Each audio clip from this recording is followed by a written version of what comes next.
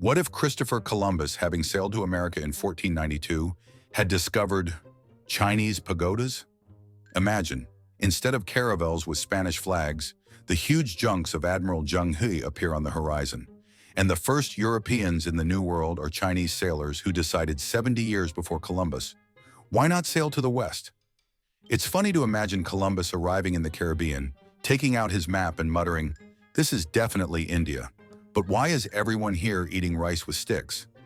We're used to Columbus discovering the Americas. Although, to be honest, the indigenous peoples had been living there for thousands of years and hardly considered themselves closed. But what if China, with its incredible technology and the Zheng He fleet, had been ahead of Europe? In the 15th century, the Ming Dynasty Chinese Empire was at the height of its power. Their junks could hold hundreds of people, and Zheng He himself had already explored Africa and India. What if the emperor had not stopped these expeditions in 1433, but ordered them to sail further across the Pacific Ocean to the shores of America? This topic is fascinating because it makes you wonder, how would the world have changed if China had become the first global superpower to unite the old and new worlds? Would we be speaking Mandarin in New York today, or rather in the new Beijing? Would we eat dumplings for Thanksgiving instead of turkey? And would Columbus have remained just a Spanish traveler who was late to the party? What follows is a story full of unexpected twists and turns, ironic moments, and reflections on how one journey could change everything. So pour yourself a cup of tea, Chinese of course, and let's imagine how China discovered America first. Let's go back to 1421. Zheng He, the great admiral of the Ming Dynasty, receives an order from Emperor Zhu Di. Sail west across the Great Ocean and find out what's out there. In real history, Zheng He ended his travels in 1433, never reaching America, because the imperial court decided that the outside world was not worthy of attention. But in our alternate reality, Zhu Di does not stop the expeditions, but rather gives Zheng He even more junks, huge ships that are 4 times the size of Columbus's caravels. In 1422, Zheng He's flotilla crosses the Pacific Ocean and reaches the shores of modern California. The first key point, contact with indigenous peoples. Zheng He, known for his diplomatic approach, establishes trade with local tribes, such as the Chumash, who lived on the California coast. The Chinese brought silk, porcelain, and rice, and in return received furs, fish, and knowledge of new lands. Imagine the Chumash tasting Chinese tea and whispering, "This is better than our herbal infusions." But where is their shaman? The Chinese call these lands Xingshi, New World, and create the first settlements, building pagodas and canals similar to those in China. The second point, China establishes colonies. By 1450, several Chinese settlements appeared on the west coast of America, from modern San Francisco to Mexico. The Chinese bring technology with them, gunpowder, paper, and printing. The indigenous peoples learn quickly, and within a few decades, the first libraries with Chinese scrolls appear in the New World. Imagine an Indian tribe printing its legends on paper, and the leader proudly saying, "Now our stories will not disappear." The third point, Europe learns about America from China. In 1492, Columbus set out on a voyage. But when he arrived in the Caribbean, he saw Chinese junks trading with the locals. He returns to Spain with the news.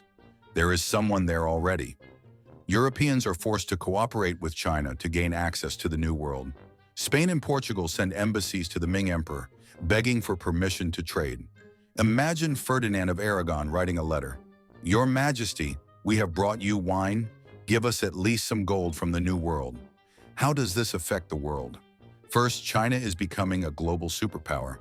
Thanks to trade with America, the Ming Empire is amassing enormous wealth, and its navy dominates the Pacific and Atlantic Oceans. European countries that colonized America in real history are now forced to adapt to China. For example, England and France are not creating their own colonies in North America because China already rules there. Imagine English merchants complaining, "These Chinese are planting rice everywhere, even in Virginia." Secondly, the culture of the New World becomes Chinese indigenous. Instead of European names like New York or Boston, cities like Xinglun, New Dragon, and Meichou, Beautiful Continent, appear. Chinese architecture, pagodas, bridges, gardens, became the norm in America. Indigenous peoples adopt Chinese technology, but retain their traditions. For example, the Aztecs build pyramids with Chinese dragons on top. Imagine an Aztec priest reading Confucius and muttering, "This guy knows what order is." Third, technology and religion are changing.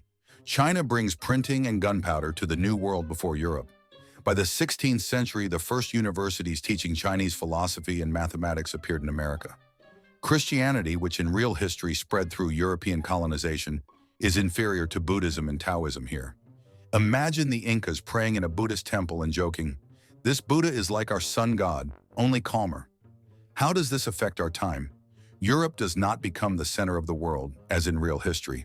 The Chinese Empire, having united the old and new worlds, dominates trade, science, and culture. The United States does not exist in our understanding. Instead, there is the United Provinces of Xinshi, where Mandarin is spoken and the Chinese New Year is celebrated. Hollywood, forget it. The center of the film industry is Xinglong, where epic Zheng He movies are shot. Imagine a modern blockbuster, Zheng He, the Conqueror of the Oceans, with special effects that eclipse everything we know. The world's economy is also changing. Through trade between the old and new worlds, China creates a global network of trade routes that connect the Americas, Asia, and even Europe. In the 16th century, a single currency, the Xing Yuan, is introduced, accepted from Xinglong to Paris. Native Americans become active participants in trade, selling furs, gold, and corn in exchange for Chinese goods, from silk to gunpowder. Imagine European merchants complaining, "These Americans are richer than us now, and it's all because of the Chinese." Such economic integration accelerates trade, but it also creates new challenges. For example, the Ming Emperor is forced to combat the smuggling of European wines that corrupt morals in Xingxi. The social structure is also transforming.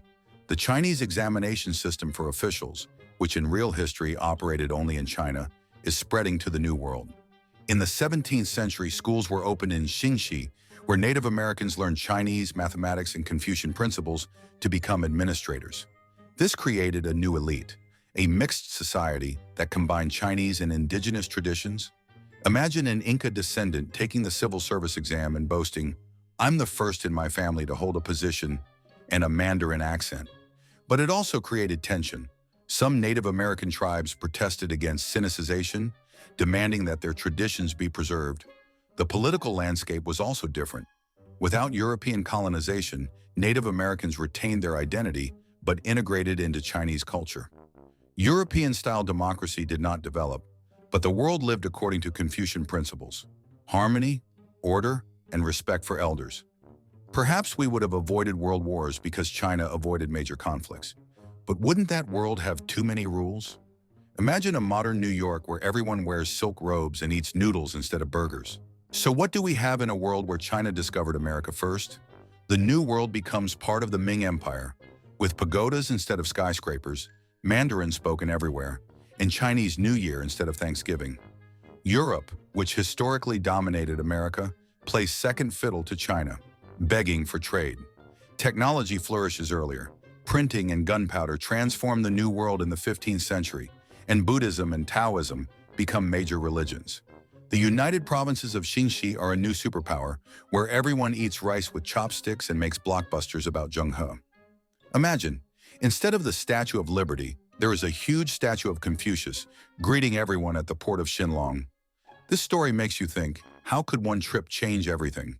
In reality, Zheng He never reached America, and Columbus discovered it for Europe, setting off a chain of events that shaped our world. But what if the Ming Emperor had not stopped the expeditions? Would we have lived in a more harmonious world, or would we have simply replaced some colonizers with others? The irony is that Columbus was so proud of his discovery, but in our story he would simply say, "Well, I guess I was late. Has anyone seen where they sell noodles here?" This alternative history reminds us that our world is a shaky structure, where one event can change everything. Maybe we should thank Columbus for the fact that he did sail, even though he was 70 years late. If you liked imagining this world with pagodas in America, give it a like. It's like saying thank you to Zheng He for his courage.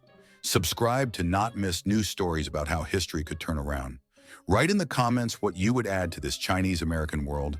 Maybe dumplings for Thanksgiving? Let's figure out together how history would turn. See you in the next story.